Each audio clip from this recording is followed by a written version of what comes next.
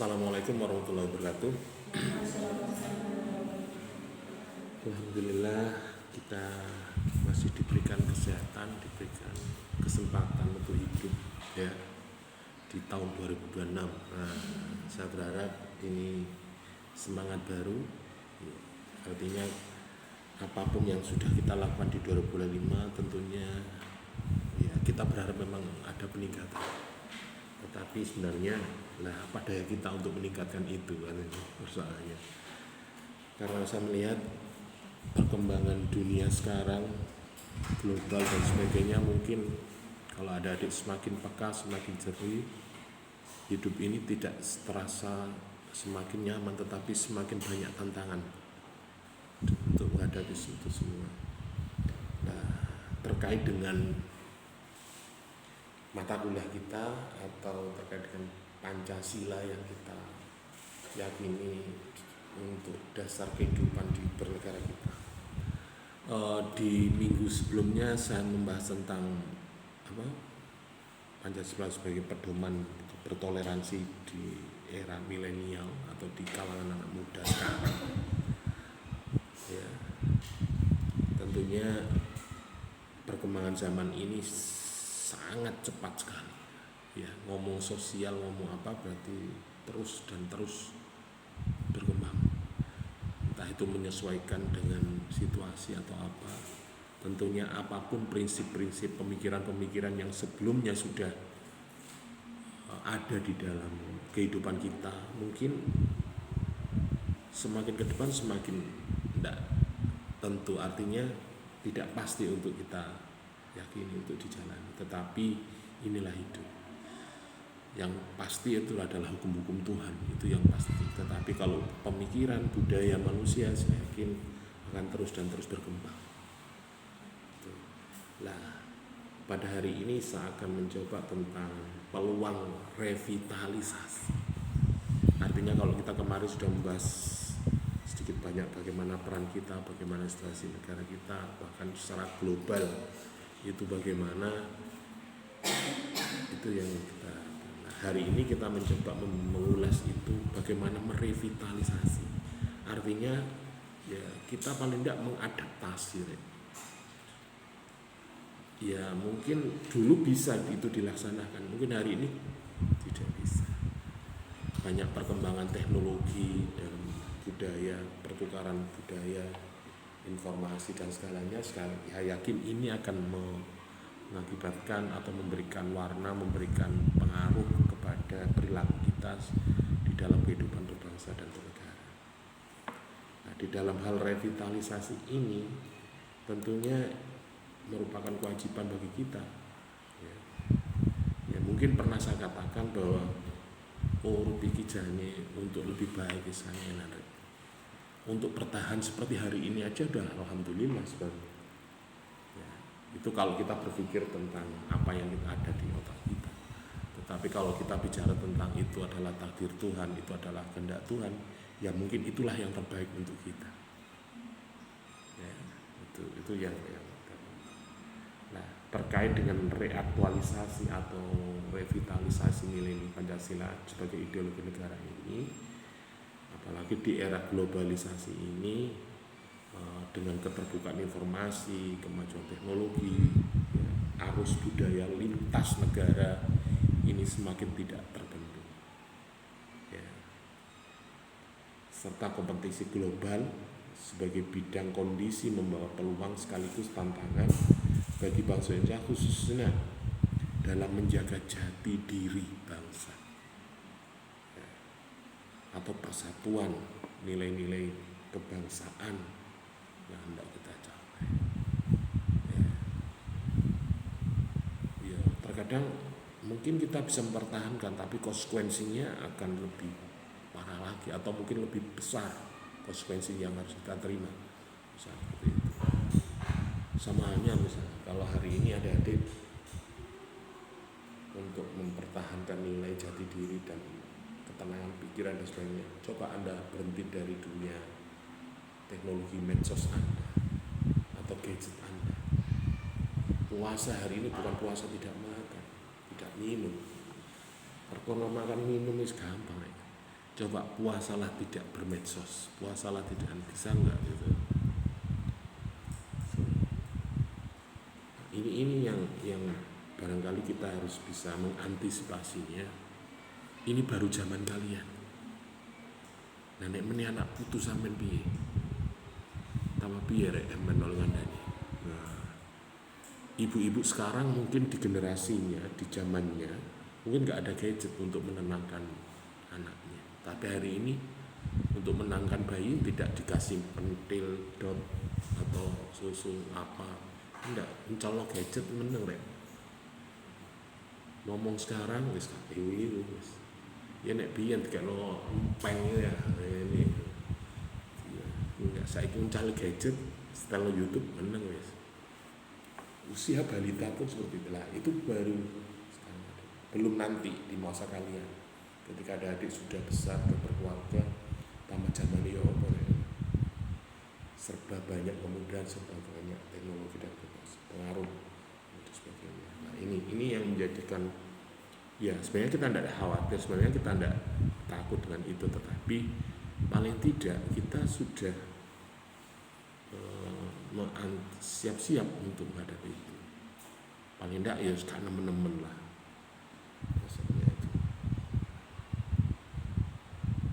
Anda tahu nggak kemarin itu ada seorang anak yang membunuh ibunya gara-gara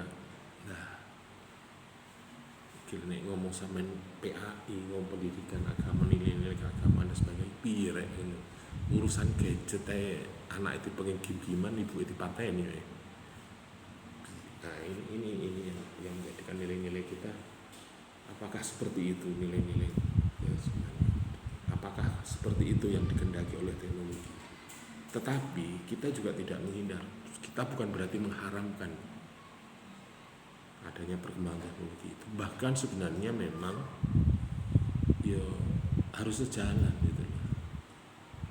Ya harus didampingi untuk mengawal daripada kondisi yang seperti ini. Bukan berarti kita melawan, menentang seperti itu. Ya. Kalau Anda seorang muslim, biasanya saya yakin pada takdir Tuhan, qadar Tuhan Pak. Tetapi Tuhan juga memberikan kesempatan untuk mengubah, untuk memilih itu. Walaupun kita punya kewajiban berusaha, tapi yang menetapkan, yang menggariskan bukan kita.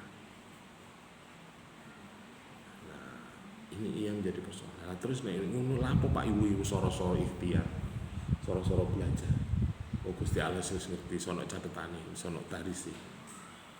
Nah, setelah ini kita harus, padahal kita hidup itu harus terkadang kita dituntut untuk bersyukur pada kondisi real kita sangat kekurangan, sangat sakit, sangat sedih dan sebagainya. Tetapi kita dituntut untuk bersyukur, karena jalan syukurlah itu yang bisa menolong Tuhan, bisa memberikan kemudahan dan sebagainya. Ya, coba Anda tentang ya kecewa dok, agak kecewa, agak nggak pas ya gitu. Dalam konteks Pancasila ini sebagai ideologi dan dasar negara ini perlu direvitalisasi, perlu direaktualisasi agar tetap relevan, hidup dan berfungsi sebagai pedoman dalam kehidupan bermasyarakat dan bernegara. Agar reaktualisasi, dicoba dianalisis lagi. Kalau dalam kehidupan Anda beragama, khususnya karena ini mufain, mungkin banyak yang santri ya, orang disuruh hafal Quran. Hari ini bukan butuh orang hafal Quran. Sing dibutuhno iku memahami, menganalisis, mengaktualisasi. Nek ngapalno wae. Saiki apa sapa bingung-bingung ngapalno lapo. Ya bukan saya enggak setuju enggak. Coba kita kritisi. Di zaman Rasulullah, kenapa banyak orang menghafal Al-Quran?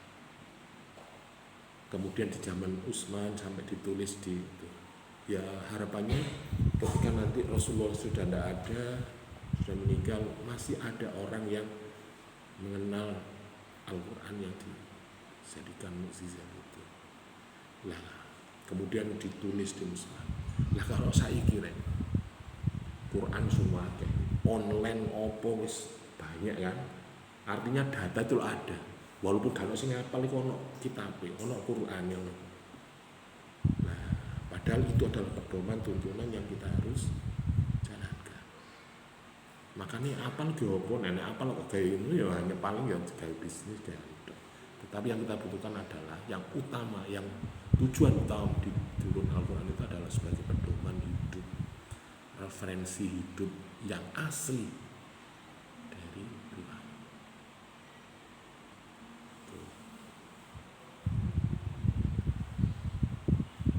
Ya banyak persoalan-persoalan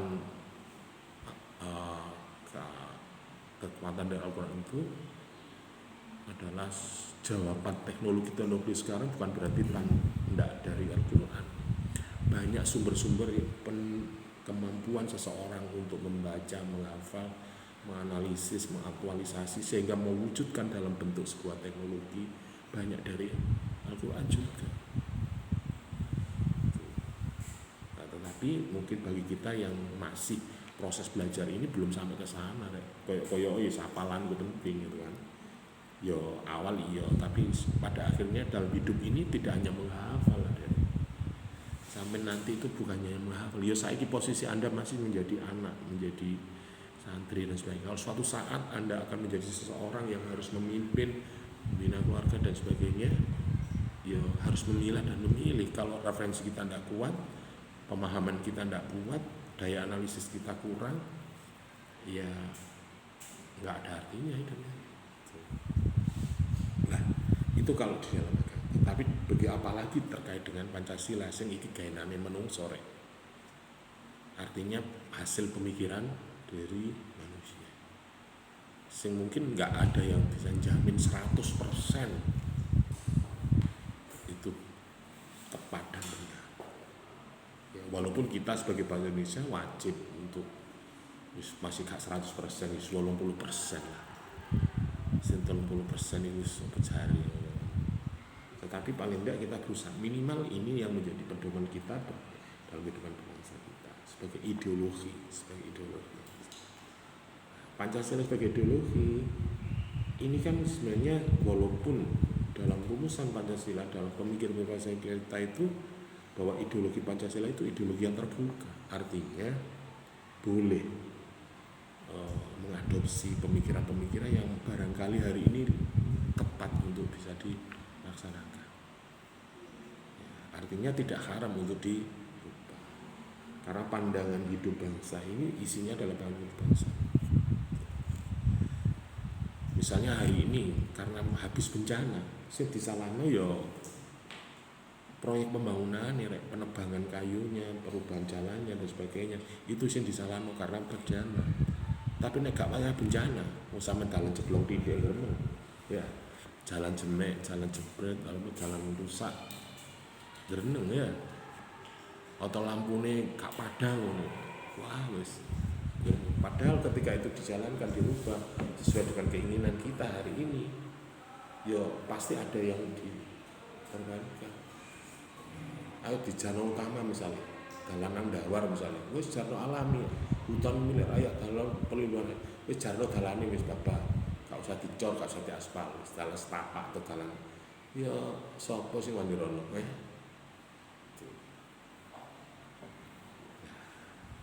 Nah, terus bagaimana kita menghadapi situasi seperti itu? Makanya di dalam dunia industri dan dunia pembangunan juga harus harmoni, harus seimbang ya. Makanya ada industri, ada istilah go green, artinya juga dampak lingkungan juga harus dipertimbangkan, tidak hanya sekedar mengambil keuntungan dari ciptaan Tuhan untuk kita manfaatkan bagi kehidupan, tetapi melupa akan kebutuhan yang lainnya. Ada makhluk lain yang juga butuh terhadap ciptaan Tuhan itu. Nah, dalam Indonesia bahasa ini juga seperti itu. Ngomong infrastruktur baik, ya, katakanlah pemerintah misalnya, dia tidak banyak membangun infrastruktur, tapi membangun sumber daya manusia, digayet apa manusia. Wong pau pinter-pinter, tapi fasilitasi bisa legit serana dan sebagainya. Lalu terus piye? Yo gak dianggap bekerja kalau seperti itu. Adakah negara yang entah di negara Afrika atau luar itu, mereka yang nyantri di pondok itu masih sangat tradisional, menghafal Al-Quran pun masih ditulis di sabar ya. Yo memang hasilnya hafalannya sangat bagus sekali, tetapi kondisinya, kesehatannya juga nggak sama seperti kita. Apakah seperti itu yang diinginkan? Ya piye untuk mana? Kita nggak akan mungkin menolak perkembangan zaman dan sebagainya, tapi kita juga harus mempertimbangkan segala hal yang mungkin berpengaruh dalam kehidupan atau fondasi atau bisa dikatakan ideologi. Apalagi Pancasila juga sebagai sumber nilai atau sumber norma sosial. Norma itu berarti hukum, ya, aturan-aturan yang berlaku di kalau kita telusuri dari sejarah pun juga sebenarnya bangsa kita itu bukan bangsa yang bodoh.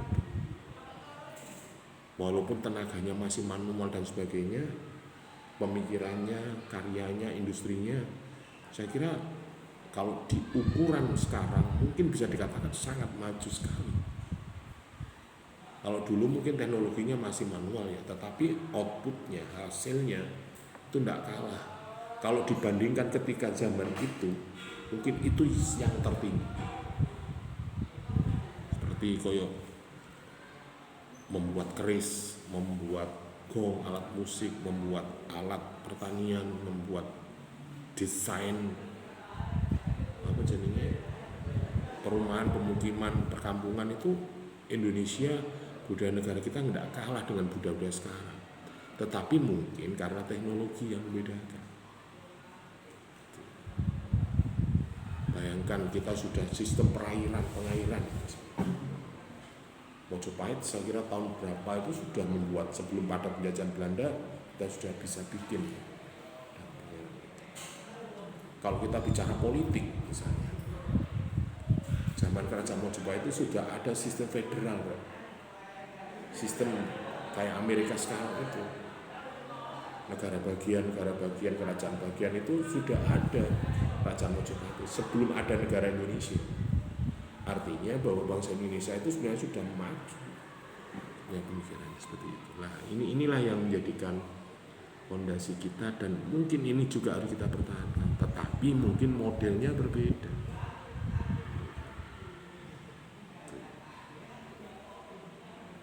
Dulu menggunakan alat dengan batu, dengan besi dan sebagainya.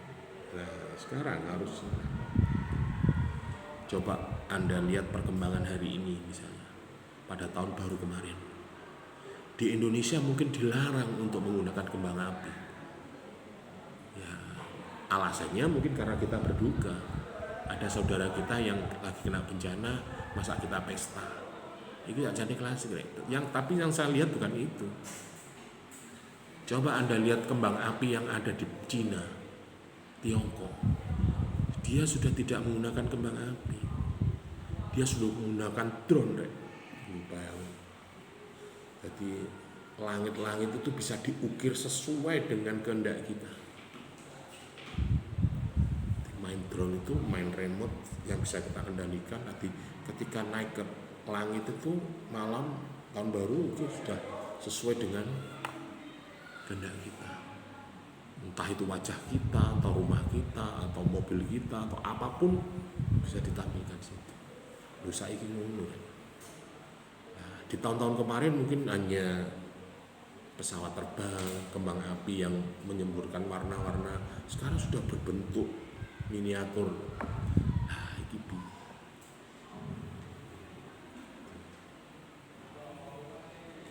Ini fenomena tahun baru kemarin. Gitu. Ikut dalam kehidupan itulah. Mungkin dalam kehidupan yang lain, pendidikan, hukum, politik, ekonomi dan sebagainya, saya kira juga sangat dahsyat sekali perkembangan zaman sekarang. Kemudian Pancasila sebagai dasar negara, Pancasila sebagai menjadi sumber segala sumber hukum. Ini yang menjadi mikir kita adalah kita sepakat bahwa Pancasila itu sumber dari segala sumber hukum. Nek kene hukum itu kono ngono, misalnya kita pakai hukum orang lain, hukum negara orang lain atau hukum global lah. Nah, zamannya sekarang sudah pakai tergojo lah, pakai kembang api. Nah, gitu. Kemudian landasan penyelenggaraan pemerintahan. Pemerintahan sekarang juga harus paling sedikit banyak ya harus mengikuti globalisasi perkembangan zaman. Tetapi kemarin sempat mempertahankan. Coba Anda analisis kalau Anda lihat kenapa sih Pak Prabowo itu tidak mau menyatakan bahwa bencana Sumatera Utara Aceh bukan bencana nasional. Tapi dia mencoba menguatkan nasionalisme, kepedulian sebangsa setanah air kita untuk membantu saudara-saudara kita yang ada di Aceh sana. Itu kalau sudah disebutkan bencana nasional, itu bantuan dari luar negeri, dari asing, dari PBB masuk semua. Ternyata di balik itu kita punya pengalaman sejarah ketika bencana di Aceh, tsunami Aceh, ada bantuan warga atau pemerintah Australia yang sangat besar sekali. Akhirnya apa? Kita punya hutang budi kepada Australia. Terus kemudian ada kejadian bom Bali, narkoba, orang dari Australia yang ketika kena sanksi, kena jeratan hukum di negara kita, maka hukum yang berlaku di negara kita akan diberlakukan pada siapapun yang melanggar di bumi itu. Akhirnya pemerintah Australia menegosiasi, kon wingi lah wis tak bantu sih, mbok yo tolong mbok aja sampai dipateni lho, ya apa nek ngene iku. Nah, akhirnya kekhawatiran itu ada trauma. Nah, akhirnya mungkin pemerintah sekarang tidak menyatakan sebagai bencana nasional. Karena yang jelas, yang pasti urusan ekonomi, urusan apa ya ini beda kan. Pasti, apalagi luar negeri yang mungkin nyumbang sampai triliunan. Bukan berarti tanpa tujuan. Wong kita hidup saja di dunia sedekah sithik ngene jono pamriye orek ya. Apalagi sebesar itu. Tentunya tidak gratis. Kalau kita kembali lagi ke dalam lagi, adik-adik mungkin saudara, dulure ya menungsane dulure rek. Dunyane ya ora ngono. Bahasanya ya kamu orangnya saudara saya, tapi duitnya bukan, uangnya bukan saudara kita. Kalau ngomong ekonomi ya harus dihitung, harus dicatat, harus akadnya apa gitu kan. Nah, itu biasanya seperti itu. Oke, kemudian pedoman penyusunan kebijakan publik. Ini yang menjadi fondasi kita atau istiqomah kita, keyakinan kita bahwa Pancasila itu harapannya bisa menjadikan pedoman dalam pembuatan kebijakan-kebijakan. Tentunya konsekuensi apapun harus siap menghadapinya. Misalnya kalau kenapa tidak menyatakan, memastikan, menetapkan sebagai bencana nasional, efeknya apa? Ya mungkin bantuan-bantuan dari luar negeri yang organisasi NGO yang besar di dunia ya gak berani nih. Atau mungkin secara kenegaraan kerjasama bilateral bisa juga ya gak berani memberikan sebesar bantuan besar itu. Tetapi kalau memang ada kejadian besar ya mungkin ada kita bahas seperti itu, tetapi bukan berarti tanpa maksud dan tujuan. Makna revitalisasi di sini atau revitalisasi Pancasila itu adalah upaya untuk menghidupkan kembali nilai-nilai Pancasila agar yang bersifat simbolik atau normatif itu benar-benar dipahami, diamalkan dalam kehidupan yang nyata. Iki kareping ngono rek. Artinya apa di sini? bahwa nilai-nilai yang ada itu yo koyo Al-Quran tadi, ojo dihafalno tok rek. Yo paham maknane. Pak saya baru sampai tahapan membaca. Ya wis arep mula membaca, menghafal sampai tajwid dan sebagainya, bacanya benar. Terus makna nono. Lah kalau sudah ngerti maknanya ya paham mono, kritikan analisis sebagai pedoman. Itu yang penting.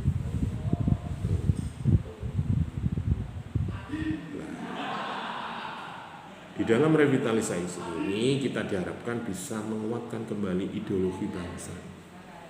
Karena dengan Pancasila inilah yang kita hidup bisa bersama-sama. Gak sejalan, gak seideologi, gak sepemikiran, ya mungkin bercerai-berai. Harapannya agar tidak untuk mencegah degradasi nilai-nilai pengaruh global. Halus. Oh, jam biasa kuliah jam 9, jam 10 teko kapopo. Itu seperti itu. Kemudian bentuk-bentuk revitalisasi itu adalah penguatan pendidikan Pancasila di semua jenjang. Lah, iki salah satu bentuk revitalisasi. Mungkin di awal kontrak kuliah saya sampaikan kenapa setahun tuh belajar Pancasila ya. Wis cilik wis diurui lah. Tetapi mungkin peningkatan kualitas dari pemahaman Pancasila itulah yang kita harapkan. Adik-adik ini sudah besar, sudah menjelang dewasa atau mungkin nanti akan memimpin dunia ini, memimpin negara ini, ya harus benar-benar paham betul, tidak hanya menghafal. Maka internalisasi nilai-nilai Pancasila dalam kebijakan itu juga diharapkan tetap ada. Nah nek gak ono, ya sing kuat malah kuat, yang kaya semakin kaya.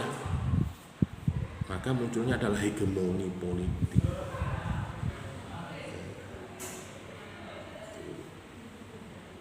Kemudian diharapkan juga ada keteladanan pemimpin yang mengamalkan nilai-nilai Pancasila di dalam sistem kenegaraan kita. Oke, kemudian makna reaktualisasi Pancasila, bahwa reaktualisasi Pancasila ini upaya untuk menerjemahkan nilai-nilai Pancasila dalam konteks kekinian. Artinya sesuai dengan zaman, sesuai dengan zaman globalisasi. Reaktualisasi ini harapannya bisa mengubah Pancasila, tetapi cara penerapannya yang sesuai dengan kondisi sosial, politik, ekonomi, teknologi. Contohnya apa? Misalnya tentang ketuhanan, toleransi beragama di ruang digital. Hari ini kalau adik-adik di dalam grup media sosial, saya yakin ada grup-grup yang mengulas atau mereaktualisasi ide, pemikiran, ya, kepekaan sosial terhadap agama atau toleransi dan global bisa lebih banyak itu. Mungkin setiap ada grup khusus yang bahas itu saja. Misalnya ada di saya itu ada grup cinta Rasul misalnya. Bisa dibahas itu ya. Ono sing grup ngopi ya, ono sing grup hobi apa ya itu. Nah, di dalam kehidupan reaktualisasi nilai beragama itu bagaimana kita di ruang digital, ruang netizen, ruang dunia maya. Informasi atau sistem dakwah kita sekarang itu dakwah nek model ceramah ini kira sakjane kuliah model ceramah ini sama nih bosen asline. Saiki zamane gak ngono Pak, scroll Pak. Langsung contoh kasus opo enake iki opo ngono.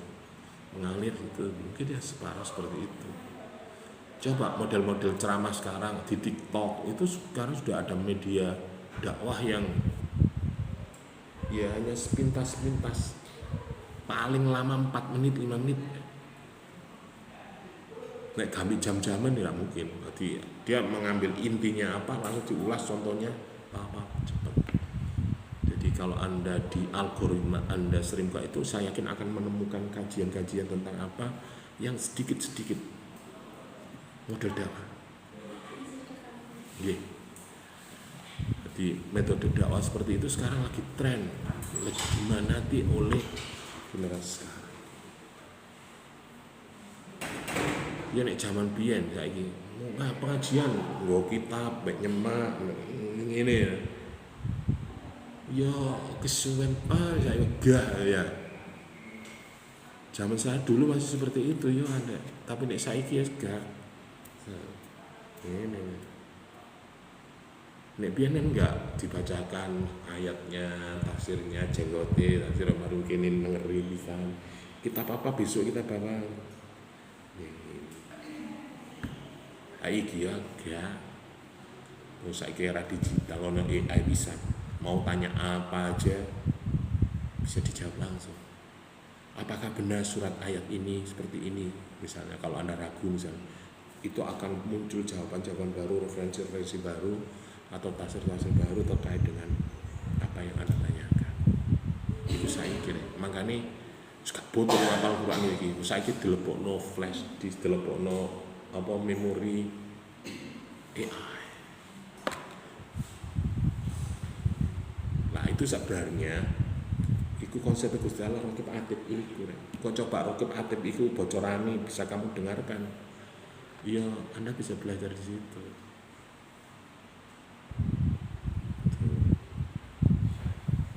Nah, di ruang global, di ruang ini saya kira banyak pengaruh-pengaruh seseorang yang barangkali bisa sesat, bisa lebih baik. Itu sekarang di dunia digital saya ada. Anda pin apa? Masih sama gak wis ojo jero-jero dhisik. Anda pin belajar apa dulu? Ketik aja. Nanti algoritma itu akan membaca. Ketika Anda dibaca oleh sistem itu, maka informasi yang masuk beranda Anda di akun media Anda akan muncul apa yang Anda,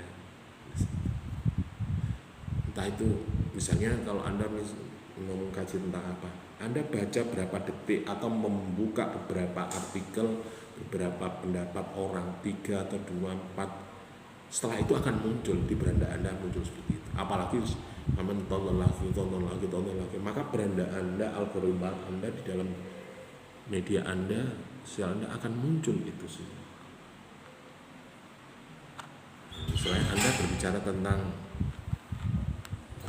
hukum atau fikih atau apapun, maka beranda Anda akan muncul, entah itu di Facebook, entah itu di TikTok, entah itu di akun Google, itu akan muncul. Caranya yang lama, coba ketik saja, setelah itu coba lihat berapa detik atau berapa menit, wes yakin setelah itu akan muncul. Apalagi Anda tertarik terus dan sama tertarik karo drama Korea, India, yo terus algoritma muncul itu terus kan. Itu sekarang seperti itu. Terus pengaruhi seperti itu ya bisa juga macam-macam. Mungkin ketika ada anak yang membunuh orang tuanya, ya mungkin pengaruh-pengaruh seperti itu. Ya. Oke, kemudian yang kedua, perlindungan HAM melalui keadilan global, keadilan netizen. Sekarang hukum itu lebih percaya nek viral, nek gak viral ya gak patek di sikap ya mbak pengambil kebijakan kadang. Makanya di zaman saya dulu mungkin ketika 2010 berapa itu para pejabat, para aktor, para apapun itu takut mbak media massa. Artinya ngomong wartawan wis. Tapi setelah itu wis santai, biasa. Kemudian di era berikutnya ada visualisasi, ada rekaman video. Saiki wis gak isi nih, wis pakai jaket oranye, ngono sedang senyum merek ngono. Padahal kok biyen wah. Mungkin zaman mbah-mbah kita, orang tua kita, jangankan masuk media, krungu tetangga, wong kampung aja itu mungkin hidup kita sudah nggak tenang rek. Saiki nang media sosial sing ngrungokno sing membaca bukan tetangga kita. Wah wis sak ndi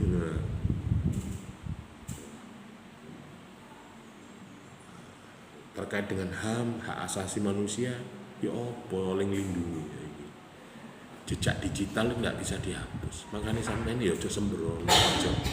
Bumilah apa jenenge didik ya status menit jejak digital sampean kewaca menit dihisab nanti suatu saat. Gak peduli rek saiki apalagi tokoh publik, tokoh masyarakat. Sangat nek biyen mungkin orang-orang mengandalkan ingatannya. Kalau dia nggak kenal sama orangnya mungkin nggak tahu persoalannya. Tapi sekarang kenal nggak kenal ketika diklik persoalan itu akan muncul namanya itu videonya, narasinya, komennya. Nah, itu. Kemudian yang sila-sila ketiga diharapkan kita menjaga persatuan di tengah polarisasi media sosial. Polarisasi itu berarti orang itu di sekat-sekat kelompok-kelompok.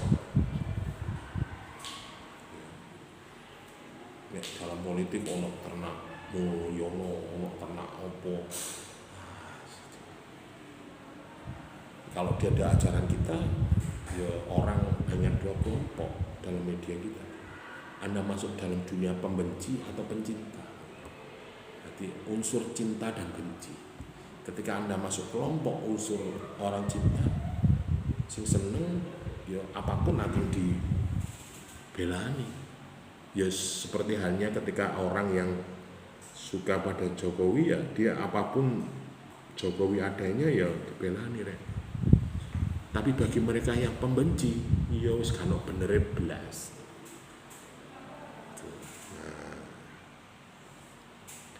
Maka polarisasi ini juga kita harus waspada. Adik-adik juga menjadi seorang mahasiswa, Anda harus paham dan cerdas ketika melihat itu. Jadi Anda misalnya kok ada statement latar belakangnya track record beliau seperti apa, maka wajar saja karena dia seperti itu kan? Nah, itu kita harus peka dan itu. Kemudian di sila keempat kerakyatan, demokrasi digital, partisipasi publik.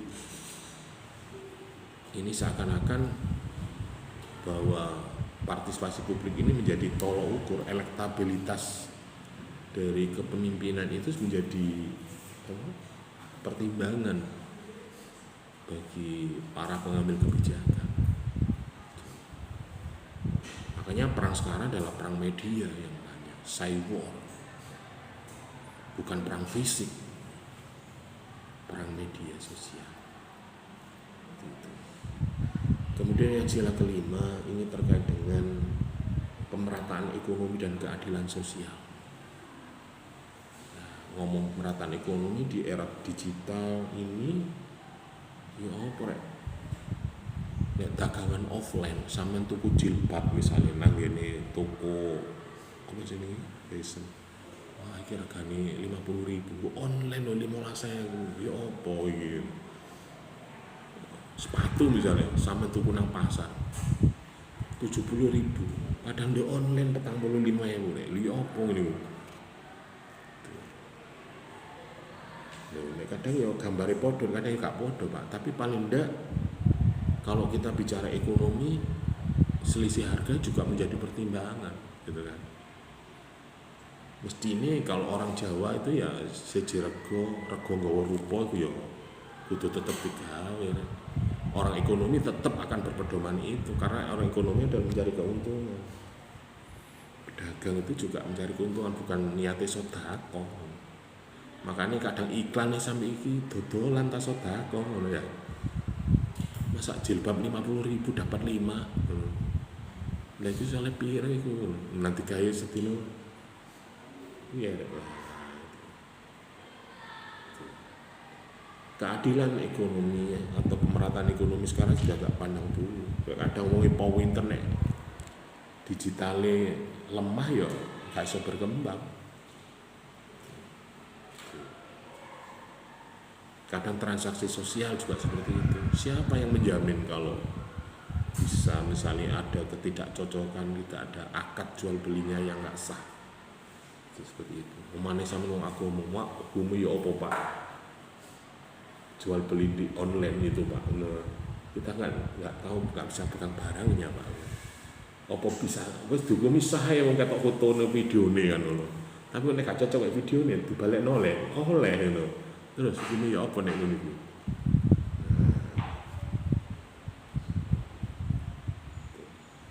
Kayak misalnya kita berinvestasi di dunia digital, ada kripto, ada apa? Atau mungkin sekarang ada yang menabung emas. Niku di BRI, di Pegadaian, apa namanya rek? Wis piro oleh, ya nek biyen leren duwe dhuwit 1 juta dhisik karena toko emas tuku. Saiki gak. Sama punya uang 50.000 boleh, 10.000 boleh.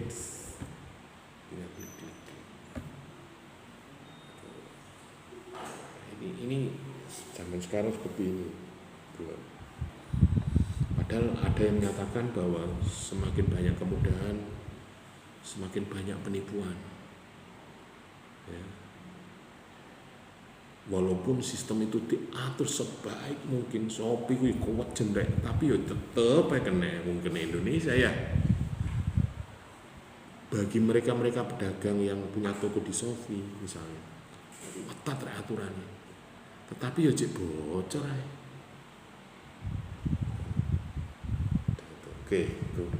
Nah, tantangan Pancasila di era global ini banyak, terutama individualisme dan liberalisme yang berlebihan. Jadi apa ya, kemandirian, individualisme itu apa itu? Ego kan, ya. Dan liberalisme itu mungkin kebebasan yang berlebihan. Tapi nek gak ditekan ya masalah, gak ditekan ya kebablasan. Kayak reformasi seperti ini, dibangun kebebasan akhirnya kemerdekaan berpendapat. Akhirnya saya antara omongan ini bener gak bener loh mai podo. Coba kalau Anda mengikuti kasusnya Ijazah Jokowi, argumen pendukungnya itu kan koyo-koyo logikanya awak dhewe masuk loh deh.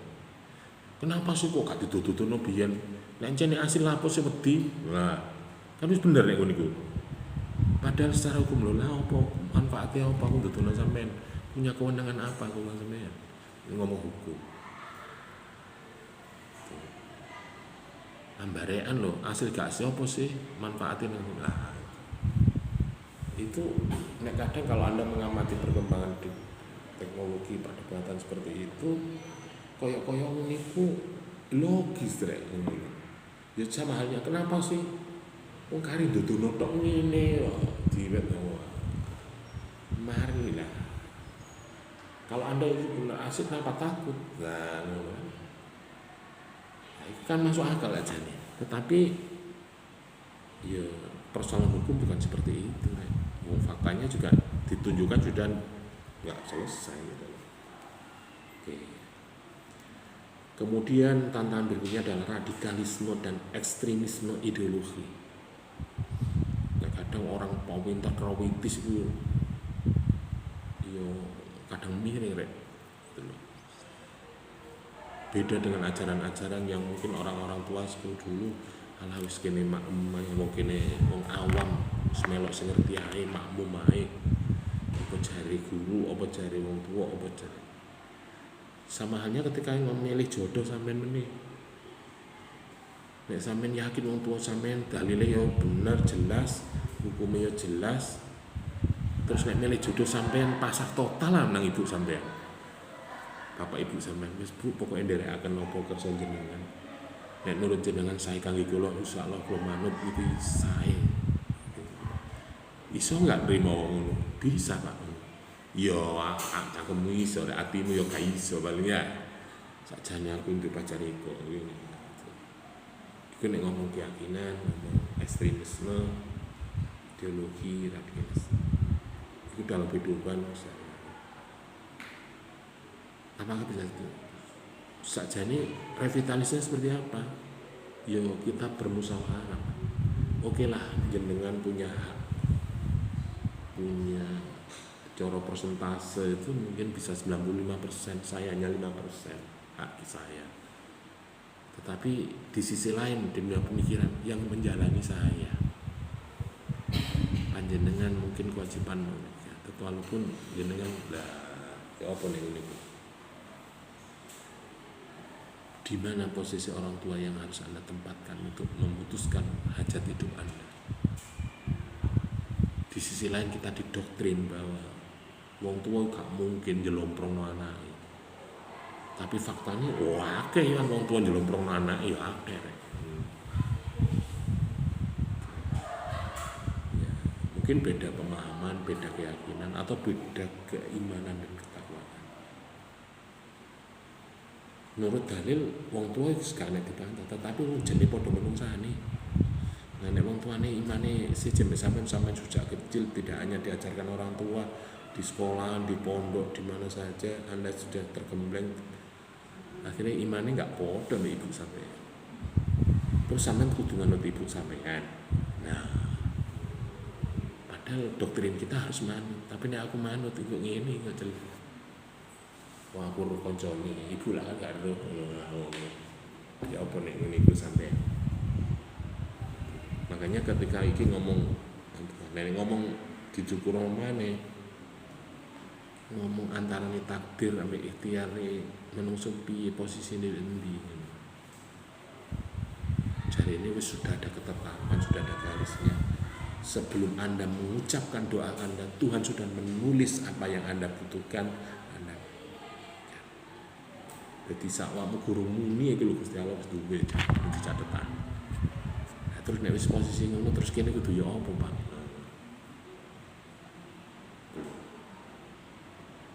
Oke. Kemudian ada degradasi moral akibat budaya instan. Jadi apa ya? Banyak sesuatu kemudahan instan itu prosesnya nggak lama gitu kan. Artinya mengemblengnya, cara mendapatkannya itu nggak akan lama. Jadi budaya atau mungkin perilaku yang kita nek ono ngarepe sampeyan Pak ngono, tapi belakangnya kita nggak tahu. Atau mungkin ketika seseorang memahami sesuatu itu hanya sekedar membaca, tidak melakukan, tidak merasakan, dadine sekedar doang. Tapi kalau Anda merasakan, memikirkan, referensi, sesimane. Tunggali sampeyan niku nek ketika lapar, melendi sampeyan. Langsung nang warung apa mulih mau masak dhewe. Kira-kira nikmatin sampeyan mangan nang warung ambek mulih masak dhewe memang. Wis lapus Pak ribet-ribet. Langsung kepin soto ya nang toko warung soto, kepin sate nang warung sate ngono. Nang tempe penyet yo langsung nang penyet. Ono kabeh. Tapi misalnya wah aku kepengin masak tempe penyet mulai rek blonjo dhewe mau masak dhewe ngono. Kira-kira Anda pilih yang mana? Nah, ini budaya instan itu banyak kemudahan. Orang tua sekarang mungkin lebih khawatir. Nek biyen mau kuliah sekolah wis cul bunuhan ngono. Saiki ya ndak. Sing kuliah, sing sekolah, sing wong tuane ya lek sekolah bareng sampai perguruan tinggi ngene iki.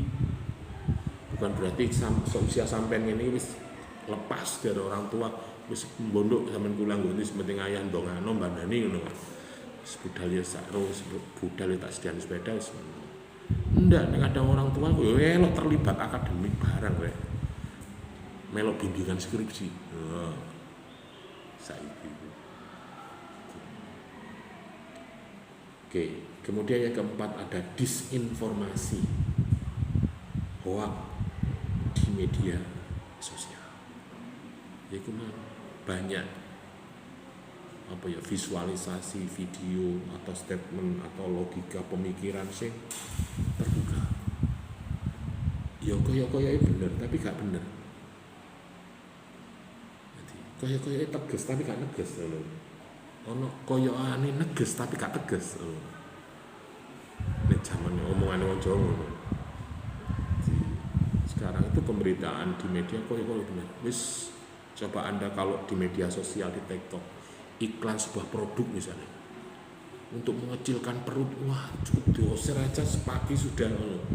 Iku prosesnya opo? Ono tahun iku. Yo, ada obat-obat tertentu memang ada, tapi nek misalnya sekelas 20.000, 50.000 ya gak iso ya. Atau mungkin kalau Anda berbicara tentang handphone, tentang laptop misalnya. Nah, sama laptop nek regane di bawah 7 juta itu ya wis jelas laptop Cinoan, laptop ini itu ya. Tapi nek laptop di atas 7 juta, saya yakin udah beda kekuatannya dan sebagainya. Nek bahasanya Jawa rego rubah kan. Nah, informasi-informasi di dalam media sosial ini juga bagi mereka-mereka yang hanya sekedar tahu itu ya langsung meyakini, itu menjadi referensi, itu menjadi sebuah pedoman. Cari ini kok ini, cari kiai kok ini. Memang gak ngerti tak iko lho dipotong ini gak ngono dipotong. Sembuh-sembuh bisa. Atau mungkin keterangan penjelasannya hanya diambil yang aktual sehingga itu menjadi sebuah statement. Padahal itu di belakangnya ada